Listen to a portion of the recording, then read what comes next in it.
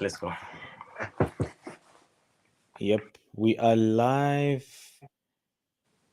Yes, we are live. All right, welcome back to yet another episode of the Truth Talk podcast. And today I'm joined by Mr. Eno. We're going to have a lot of fun today. We're going to talk about a lot of things. But before we go, this episode is brought to you by Microsoft Academy, the best online training institution in the world when it comes to technology. If you're looking for IT courses or you want to break into the tech industry, then look no further. Microsoftacademy.com is the best place to go. And today we are joined by Mr. Innocent from Zimbabwe. We have a very long history, me and Eno. And yeah, Eno, welcome to the show. Thank you, Larith. We do have a long history together. To be quite fair, we know each other way back, and I'm really glad to be on the show. Thank you. Awesome. I see Eno has picked up a British accent from his time in the UK, which is nice to Come. see. It's it's been a couple of years now. You can't expect me to. Yeah, awesome. So please tell us more about yourself. Who is Eno? How did you grow up and how did you get to where you are now? So basically, full name Innocent Mukondwa. I born and raised in Chitungwiza, Harare. Um, attended normal primary school, high school. I was in Kwekwe, and then when I finished my high school, I went to uni at Chino University, where I met Mr. Larith. So we used to stay at the same student accommodation for I think about a year. Yep. Um, yeah. So after that, I just drifted with my passion and ended up in the energy sector. Currently residing in the UK. So that's the professional side and just the basics. I love my gaming. There's FIFA and those sort of things, and I do a lot of sport. I play football, I play basketball, and that's just the tip of the iceberg about me. But there's far much more to me than I could describe. Thank you. How would you describe the education system in Zimbabwe? It's very effective. So the thing is, you don't have a lot of things to compare with if you only know one thing. So after I moved to the UK, and I got to know how they do their lectures, how they um, do certain things, it's still the same as in Zimbabwe. But then in Zimbabwe, it's a bit more strict. So you have less reading material and you've got so many things to puzzle out and figure out than you originally have. So it's really decent and it gives you that basic knowledge that you really need to know. So it's really effective for me. Yeah. So when you move to the UK, for example, Yeah. do African qualifications hold the same weight in Europe? Um, yes and no. So the yes part is if you've done your O levels, let's say your ZIMSEC O levels, your English language does not really qualify you to get into a UK university without doing their IELTS tests. So you need to do those English qualifications for you to be able to be enrolled in the UK university. But then if you've written Cambridge for per se, you can just qualify to do that. So subjects like maths, physics, chemistry, and all those things, they carry the same weight. So they kind of choose which subjects carry the same weight and which ones don't carry the same weight. Yeah, that's interesting because I always see a lot of people study here in Africa and then try and get jobs Yeah. internationally, and then they get the reality check of their lives that no one cares about your degree from cut, bro. Which really hurts, to be quite fair, because I remember I put blood and soul in those 5 years. It was really tough, and we've got the year for placement or attachment, which was traumatizing. but they do add up. So you can find a company that's willing to get you fresh from university in Zimbabwe or whichever country to where you are. They get you, they train you up, and because they're really, really big on training, they get you, they train you up, and then you're up and running within 6 months. You don't need any UK experience. So, what led you to leave Zimbabwe? So, I've always been an energy enthusiast. So the first thing was the strong demand for energy professional. Um, so energy is kind of the main aspect here in Europe. So they need a lot of energy professionals who work in the green sector, especially renewable energies. So the stability of the economy and the path of career growth led me as well to make these decisions to transition from Zimbabwe to come to here. And you get cutting edge research and technology when you're at these universities. So that was, you know, no doubt the reason why I had to attend here.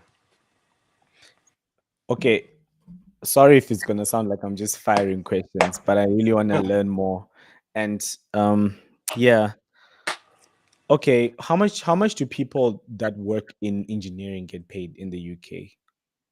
It depends. So I knew you were it, gonna it, say that. I knew of you course, it didn't want to depends. reveal. You didn't want to reveal it. It always depends on one your experience, and one thing that people here are really really big on is the value you bring to the company. You can be someone with 5 years experience, but the value you're giving to the company is a year's experience, so you won't be paid according to the value that you should be bringing rather than the value that you're actually giving.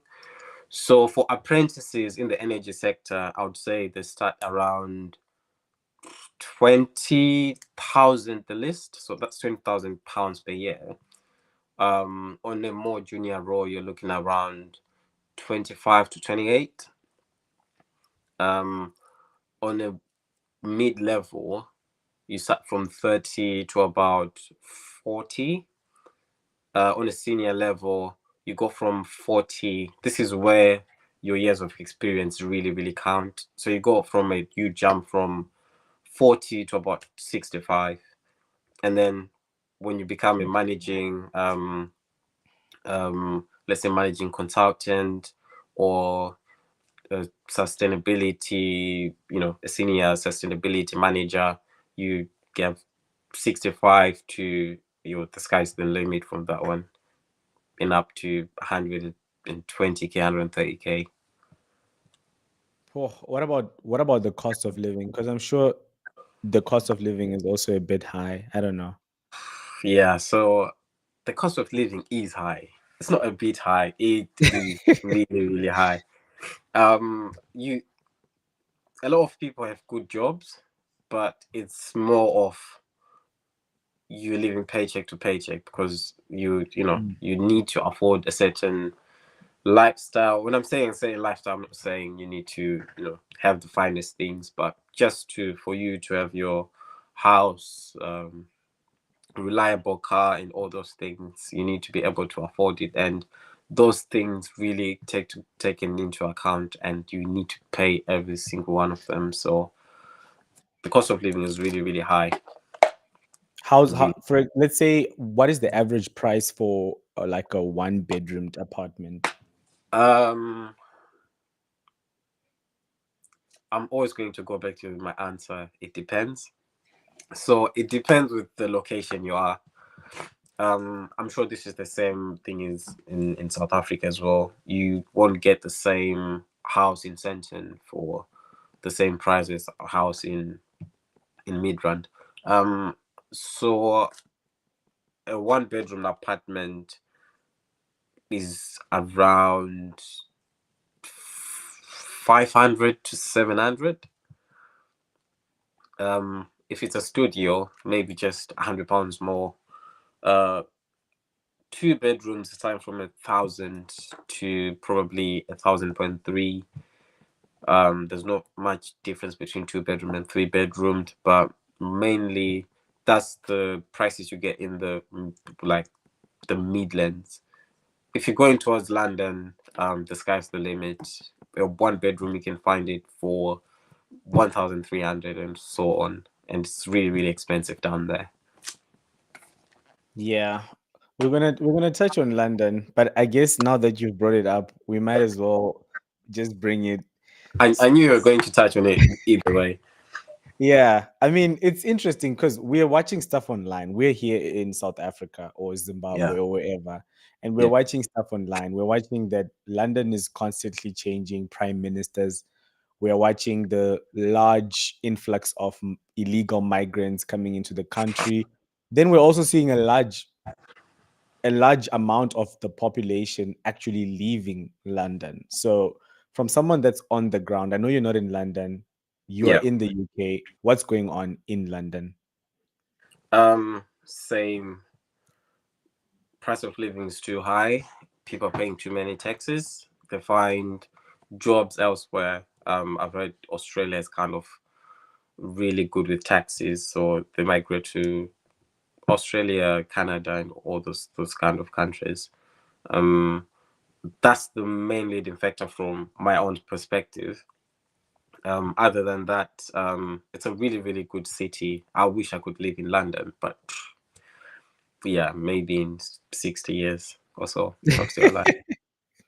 Honestly, Just pack your bags and get a nice flat close to Stamford Bridge. yeah, I can, but I'll be feeding on a can of beans every single day till I die. Definitely, noodles and beans. Definitely, Wow. So you need proper money before you move to London. you need proper money if you want to live comfortably in London. You can, but I don't think you can have much to save unless you have a really really good paying job. Okay. Interesting. Interesting. There's something that's annoying me slightly on my camera. I'm that guy that always wants to make everything It's look it's perfect. not crooked. It's straight. Trust me. It's not slanted. Okay. I'll take your word. We can just continue. I'll take your word for it. Uh, Okay. Okay, so you did a master's degree in England. I Yeah. want to understand from your perspective, in terms of a master's degree, do you think it's worth it for someone to do a master's degree? Yes, it is. Um, so if you're in engineering per se, when you are doing your bachelor's, you can specialize in a lot of things. Per se, you've got so many modules you do throughout your university, but then you have one module that touches your heart, and you just find a job in that sector. Yeah. So you can be trained, you can have all this experience in that company, but what that does is it shapes you up according to that company. So if you leave uni fresh and then you go into a company that, let's say, you're configuring conveyor belts, just an example, you do that for 5 years. If you then want to leave the company and join another sector, it's going to be difficult for you. So personally, what the masters did for me was it gave me so many options to look into, because the other things I didn't even know, even finishing the bachelor's, it was more of theory. And oh yeah, you can, solar panels work like this, they generate energy like this, but I didn't know how to exactly connect a huge number of solar panels to an actual electricity grid so you can start getting paid from the solar panels. So a master's is necessary if you're doing engineering, but it's really really necessary if you can afford it. Why does engineering have such a large number of dropouts? um if you remember in uni, or you remember, um me, Tino, and Ngoni were, it's either we're on the books or we're chilling in the kitchen playing games. um so there's that commitment you need to have. which is really funny that you need to start it even at a younger age, without any responsibilities whatsoever. So if you don't do well with the engagement and the commitment, you might find yourself missing a lot of things. And when it comes, it hits you in the face. Failing in exams is not the best thing to do. So people can drop out when that pressure applies. Um, you can easily venture into other sectors as well, which are really, really much paying. So why not leave engineering when you can do something else and you can be good at it? Did you yourself ever think of quitting when you were going through the modules and the exams? No, it was one option and one option for me. I was I've always wanted to be uh where I'm at, be a consultant, to be quite fair. What level of consultancy and what exactly I would do, I was just playing along till I got there, but I never thought of quitting engineering because I didn't like the other subjects as well. Accounting gave me headaches. Biology, yeah, too many words. Literature and all those things, too much reading, which I do, but memorizing isn't the best thing. I tend more on application than other things. So Interesting, interesting. So, as an energy consultant, is that yeah. the name of your job? So Your I'm a net zero carbon consultant. So essentially, it's working with companies, people, estates, and all those things to lower their carbon footprint. That is the main drive, and to make all buildings work efficiently. what do you think about people that say global warming is a scam? And I want you to answer my rebuttal before you say Um, it's not a scam. okay, let's look at the climate changes that are happening right now. Yeah, Yeah. you've got winter coming a month late. Um, Summer not really hot, sometimes extremely hot, and all these seasonals that are really changing. And there's been a 1.5 degree, like an average degree increase over the past decade. So this means is if the whole planet was, let's say, 23 degrees on a normal day without any inclusions, it's now 24.5. And that 1.5 degree is a really, really big increase. I know it's just 1 degree, but this is an average across everything. So we've got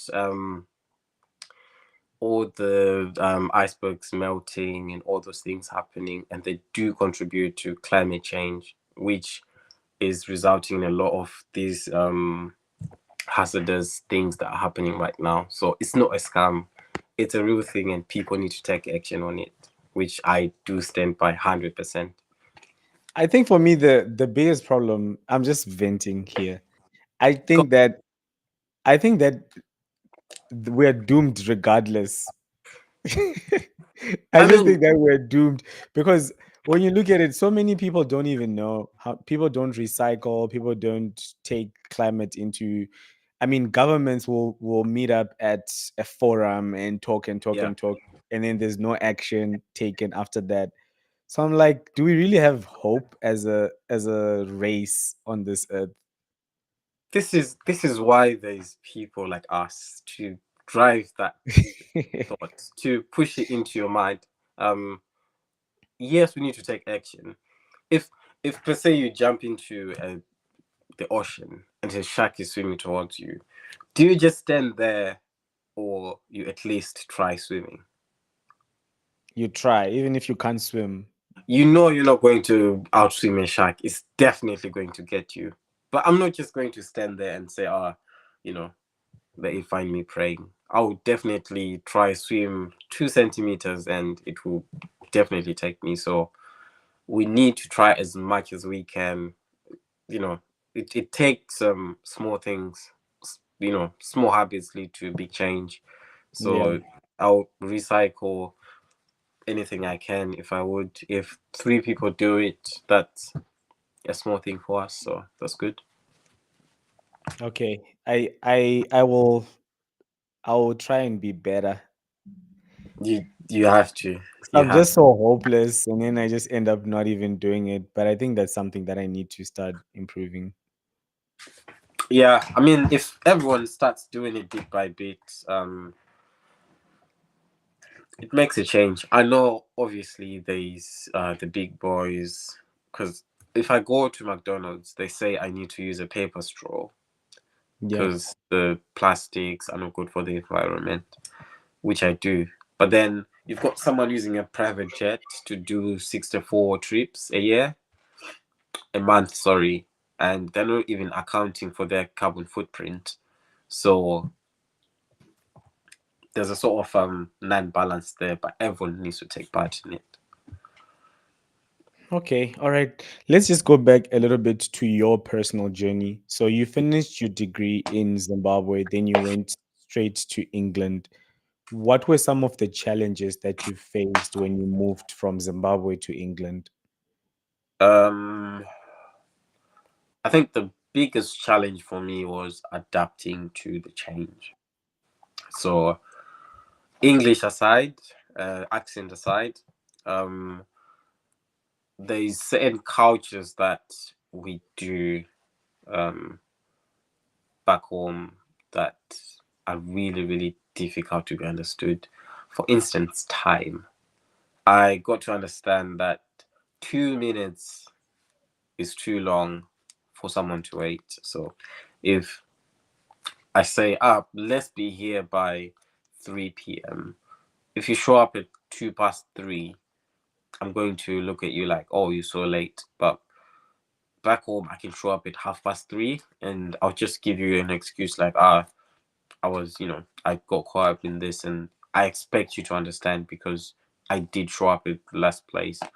Another challenge was getting used to the systems. You know, you need to have certain things, you need to pay for, if you drive a car, you need to have certain things and all those things. So adjusting to a new system kind of took me um, a while because I just came in and I was expected to know these things by next week. So that was really, really a toll for me. Did you ever face any sort of racial discrimination or anything like that? Not in the places that I found mattered. Um, Obviously, there's going to be objective people who um, have different thoughts when they see people, and I got to understand that it goes both ways. Um, if um, if someone from here was to come to let's for instance to cut, um, you can make jokes with them, they can make jokes with you, same as here. So in the places that I found really, really meta and all those things, I no, I didn't. But elsewhere, yes, yeah, people can do that, which is unfair, but still. What is the quickest way for someone in Africa to move to the UK? Um, so the quickest way, if are you talking job wise? In any way, let's say they just want to move, they're desperate, they're fed up of the economy and the politicians here. Um, so if obviously if you move here, you need to be working to able to supply yourself. So if you've got qualifications, so the recognition of qualifications is one big aspect. So if you've got your qualifications, make sure you keep them in check. If you don't, make sure you get one or two qualifications. Doesn't have to be a degree at a recognized university or any big. You can do a course, polytech, or all those things. Um, and just having the drive to be resilient because things can get a bit tough. Yeah. Um, so you just need to have those things and apply for jobs. Um, Recently, there's been a wave of healthcare sector where people join the healthcare sector to assist with that. So you just have to keep yourself up to date with current trends. If there's an opportunity, make sure you are on the forefront about it. If you're really interested, then there's so many ways you can, move from place point A to point B, but you just need to keep on top of your game. Yeah, and I always recommend my audience or the people that watch my stuff that Yeah. so check out the UK market for jobs or for freelance opportunities, especially if you're sitting in Africa and your stuff is really good.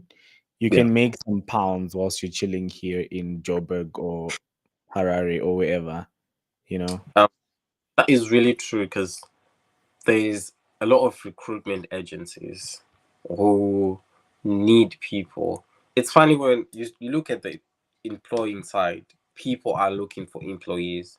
And if you look at the people are looking for jobs. Yeah. But it's sort of a mismatch that they won't find exactly what they're looking for, and people won't find exactly the jobs that they're looking for. So people need to look into getting um, in touch with recruitment agencies because they really, really help. Some of them are entirely looking for people from abroad, and you can get yourself one, which is really, really helpful. And the competition for jobs, how is it? Yes, there's competition. Definitely, there's competition. There's always competition everywhere. True. So you need to work hard, especially if you've come if you're coming from outside, you need to show that you're competent, and you need to be switched on, and you need to do your certain things really, really well and do better than others. Because the thing is, people can easily replace you with someone in 3 hours if they wish to, but it's about leaving that mark. If you get replaced, they have to take at least 3 to 6 months looking for a replacement because they need someone who's going to tick all the boxes you were ticking plus more. So it's really, really competitive. I don't want to lie, but I mean, so is life. But you need to make sure that you know what you're doing. Be a master of your own craft. Yeah, that's some solid advice there. How are Africans perceived in Europe? Are we seen as people that are hardworking? Are we seen as people that are lazy? How are we perceived, especially Black Africans? We are hardworking. We're hardworking. But when we're tired, we're tired. That's what they. When we're tired, we're tired, Shem. Um, there's, I think there's a common misconception that I think it differs with the region. This is what I've learned, that Southern Africa, Western Africa, Northern Africa, and East Africa, they're divided into completely different people. So if we take someone from Southern Africa and someone from Western Africa, their characters are different. I found people from Western Africa to be really, really money driven. They know how to look for money. They Like need money. Nigerians. Nigerians, people from Ghana, they sport, spaces where money can be made quickly than we do.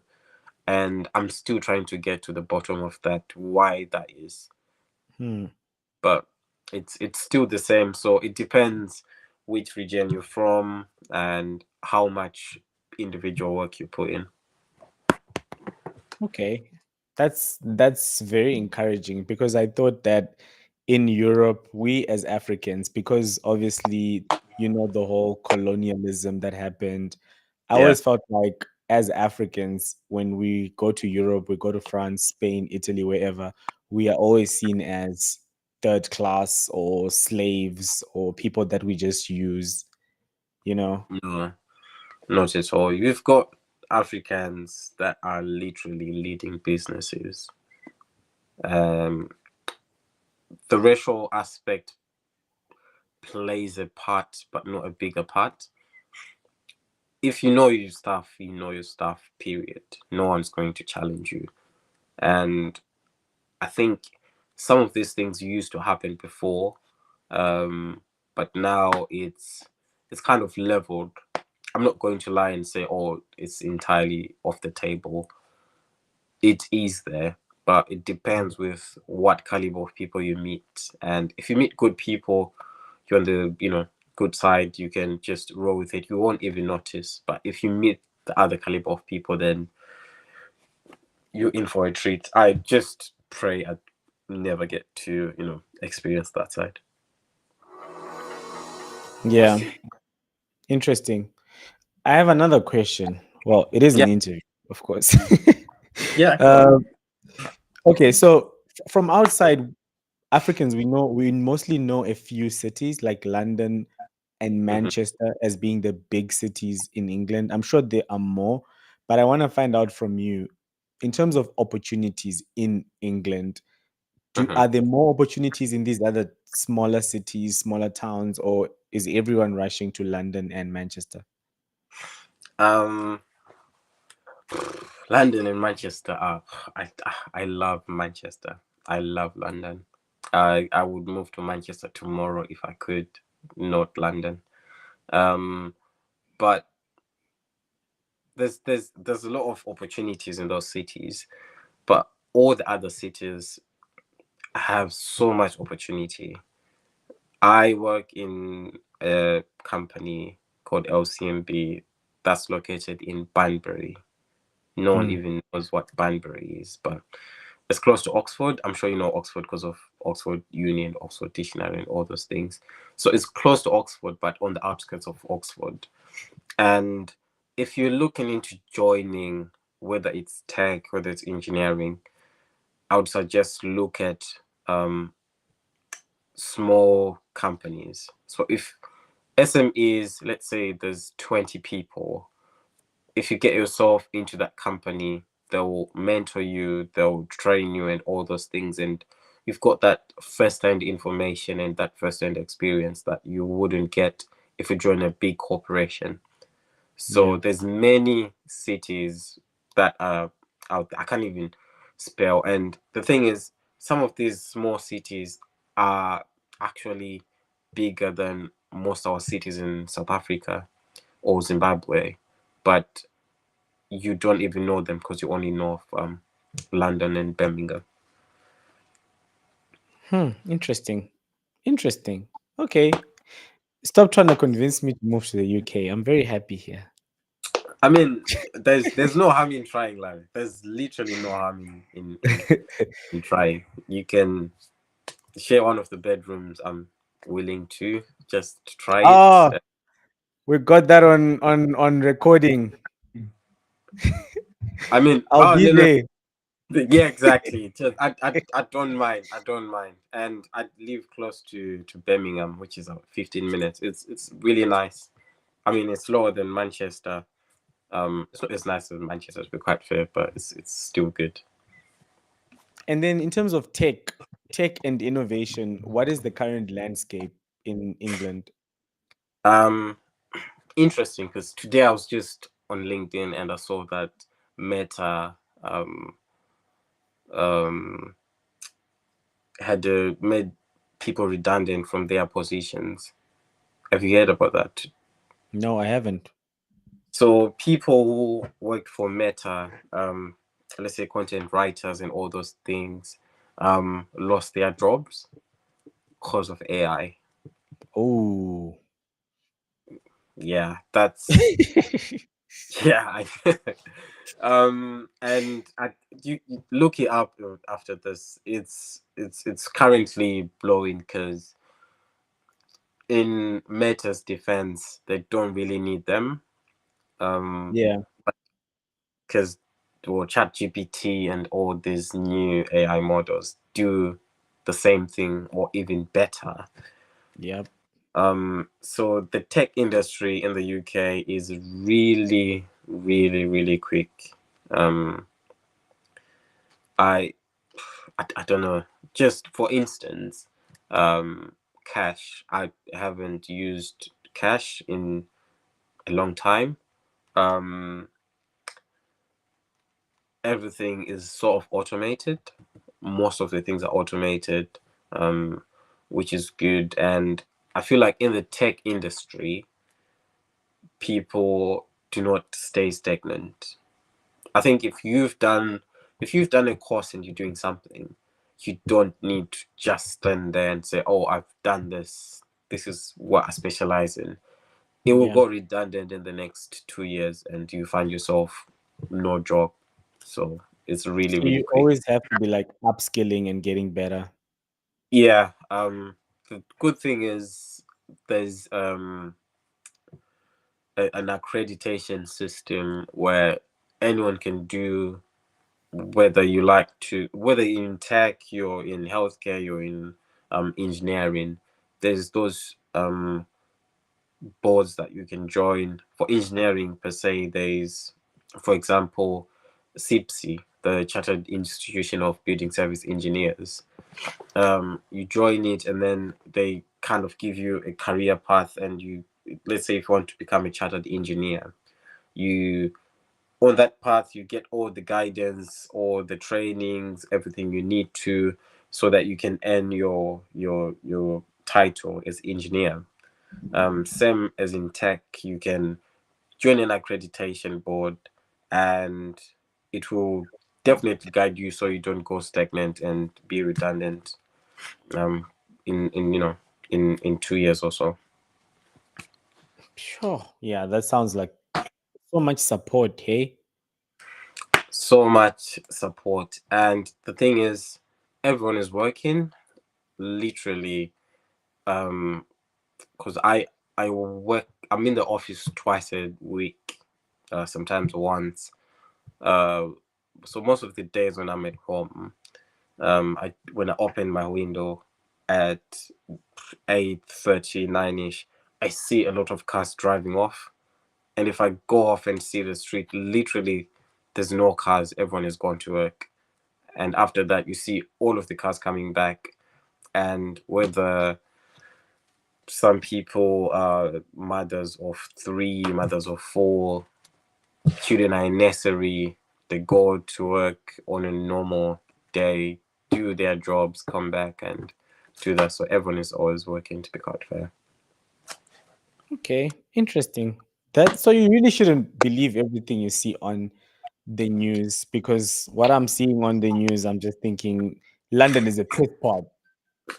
Nah, nah. You see all those people that will be walking in and around, they will be going to work. It's not like they'll be going to chill. There is more than 2.7 million people who go into London, not even residents of London, but who go into London for work. Wow. Wow. So everything is just there. Yeah. Okay, let's just talk briefly on Zimbabwe. Yeah. Um, yeah. Are you okay? Tell me what do you know? What's going on? I mean, maybe I know you don't stay there, but you're connected to the guys there and things like that. How would you compare the two economies? So I'll start off with the economy supporting innovation for professional development, Yeah. UK versus Zimbabwe. So obviously the UK economy is much stronger than Zimbabwe, and the the first thing is there's funding and grants from the government to support um, businesses, to support people, to support you know initiatives. So you get grants like, where in my sector, because people want to obviously get rid of this carbon footprint that's going on. They've got sectors like, it's got PSDS, Public Sector Decarbonization Fund, where the government um, gives grants to councils, people to decarbonize. So if you've got boilers that use gas to heat up your house, they will look into changing that to give you an electric heat pump, so you don't have to use gas. Um, you've got so much funding. Before I started working, there used to be a solar scheme where the government would install solar panels on your roof, and make sure that the solar panels meet the demand of your house. And on the times where you're not using so much of the solar, they'll export the energy and they gain the energy from that. And you also be paying, you know, just a small amount to pay back for the solar panels. So there's so many grants and all those things. The other thing is continuous development.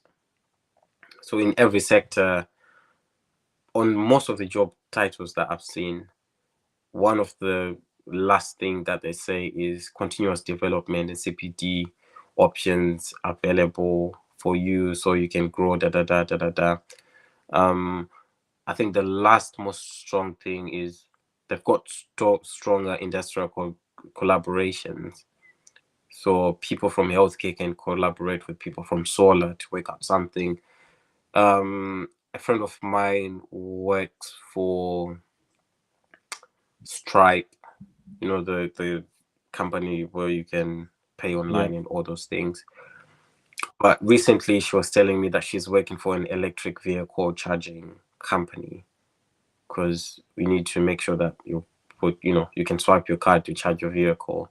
So there's these connections that anyone can have in totally different sectors. Um, with Zimbabwe, the one thing I love is there's so much potential.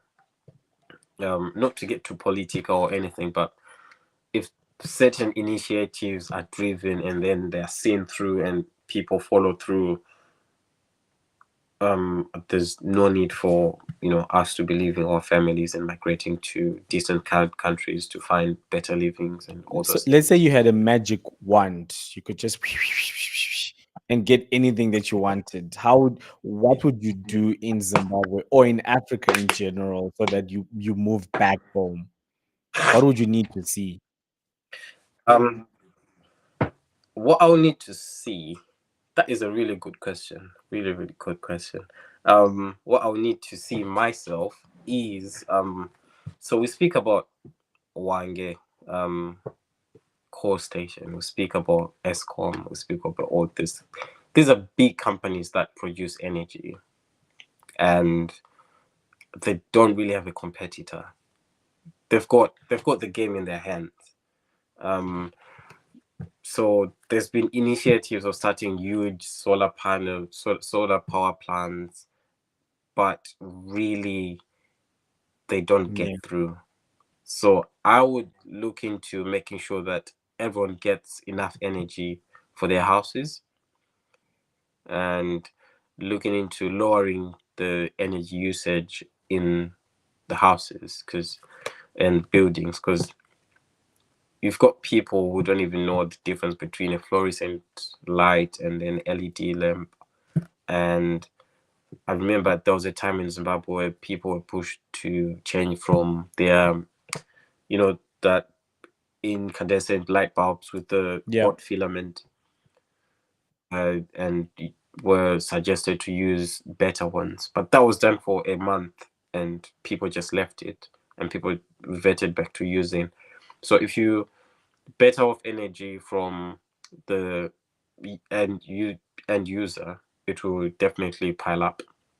So my magic wand would be that, and would be to move back to Zimbabwe because that's where my family is. Or I do have a family here now, but that's where my parents are. So I'll definitely do that. What would you say is your biggest challenge living abroad? Not being home, not being home. I've just been I think it's been 4 months now. I've been talking about coming back to, you know, visit all my friends and see everyone and all those things. So you do get a sense of you're not really in your country and all those things, and that's not a really good thing because as a grown man who's actually turning 30 in a month, I should be saying, "Oh, I need to be home," and Yeah. things. But I do, need to be close to family because I'm really big on family.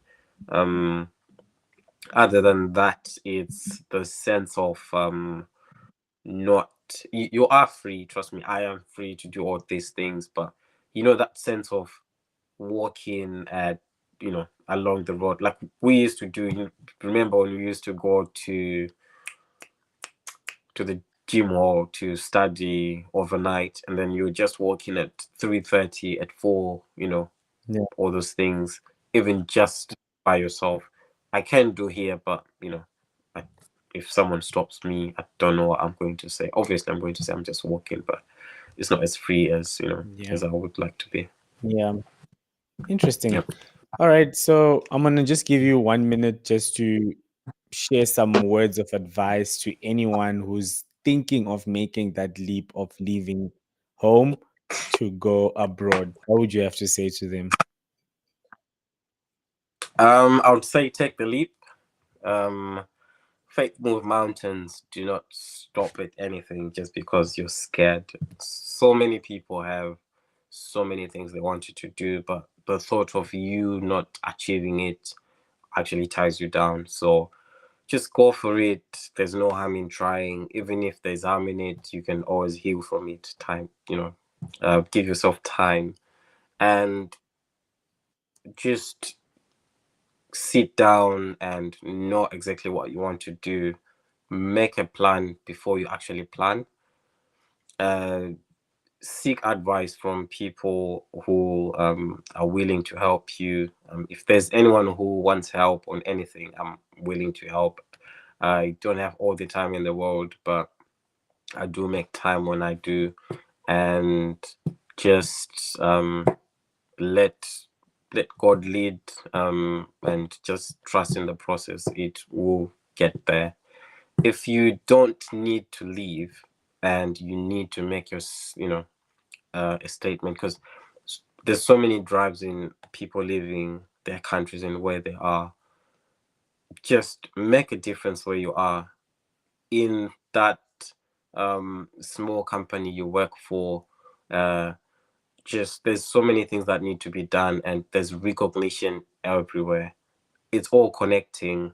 Whether you think, oh, we're just chilling at work and talking, that's a connection you're making. If you meet someone for coffee, that's a connection. So make the connections and, just work towards what you want to.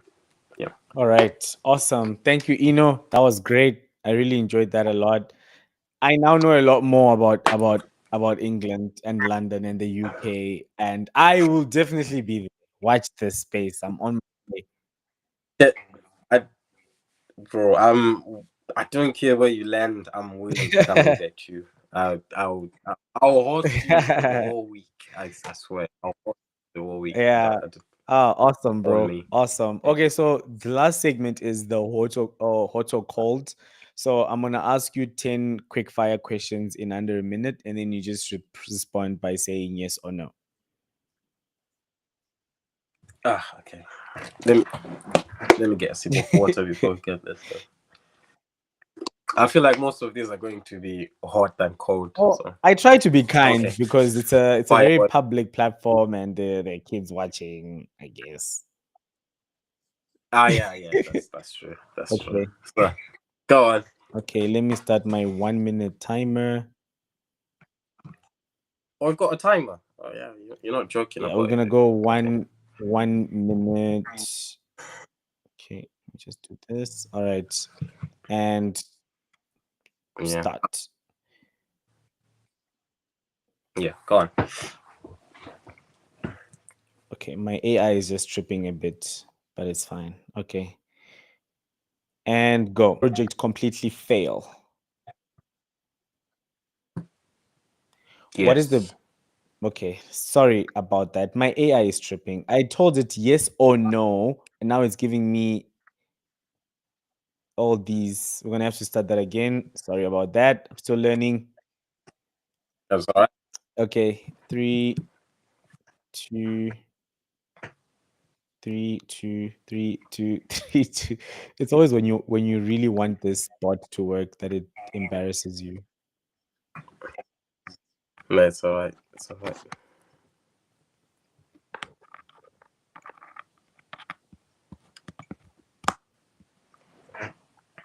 I'll just cross reference. I've got a timer here, but it's. Do you trust me to do the timing? No, it's all good. Okay, I think I'm ready now. Uh, Okay. Go on. Have you ever doubted your career choice? At some point, oh Have you ever yes, cried at work?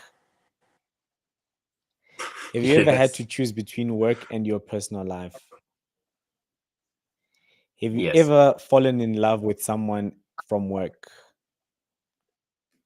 Have you ever had a No, crush from someone at work? Do you believe in no, work life balance? Have you ever yes, felt like an imposter in your field? Do no, you believe passion is more important than skill in engineering? Have you no, ever regretted moving to the UK? Have you ever no, felt like giving up on engineering? Do you no. prefer working alone or in a team?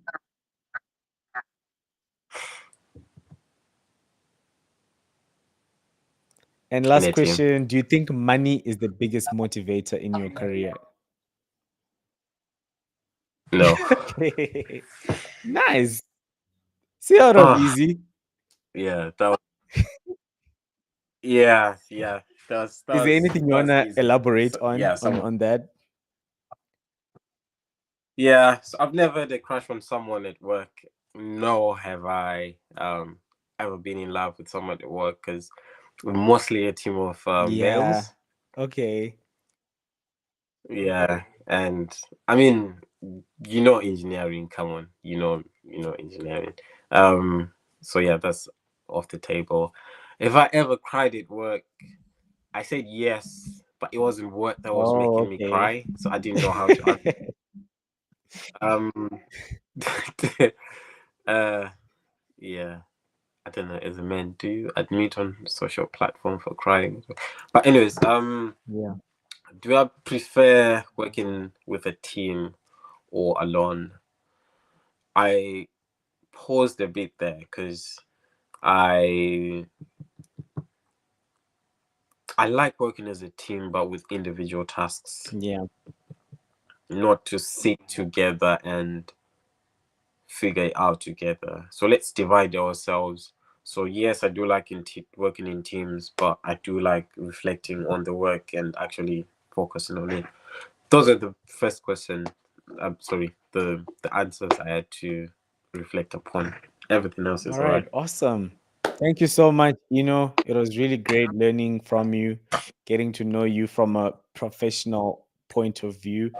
And I think you're doing some really amazing things. Please just keep pushing, keep going. Definitely, you are the future. And I'm sure the day you decide to move back home to Zimbabwe, you're going to be the guy that everyone goes to for consultations. So please keep it up. I'm very inspired. I also want to make a similar leap and leave Africa to join you up there. So thank you for being such a great inspiration. No, likewise. I knew you when you were carrying a backpack as big as you. Always walking around in Yep. Crocs. Not as good at FIFA, I was but not as good, but I would always beat you. So I don't understand. that's a auto code answer you should have put there, and probably you could have got an answer, but yeah, you've inspired me as well. Knowing the kind of shy person you are, and now I see you, you started an academy, you're now leading, even talking in front of more than three people. It's really mind blowing, and how you've transitioned from the person you are the person you were to the person you are right now is amazing. And I do, keep in touch and making sure, I keep my inspirations up, because I do learn a lot of from you as well. So Thank you. Thank you, definitely keep brother. it up. Thank you so much. That means a lot. Means a lot. We'll catch up and maybe do some more collabs soon. Yeah, definitely. If everything goes well, I might be in South Africa in August. So um, I'm looking forward to catching up. Maybe a game of FIFA Yeah, just we to share need you up. that. But We need that. yeah, um, I need to do a A live live game. broadcast as well. So the answer's out there. Everyone Yeah, knows let's the do truth. that. Awesome. Thank you. Thank you so much, bro. Thank you so much, everyone, for watching. Thank you for spending some time. Hope you learned one or two things. And always remember that the truth shall set you free, and take those risks. Make that jump. If you want to move and go to another country, just do it, because, like, you will also succeed as long as you put in the work. So, thank you so much, everyone. See you next week or in a few days. And bye. Thank you. Bye, everyone. Cheers. Let me stop recording.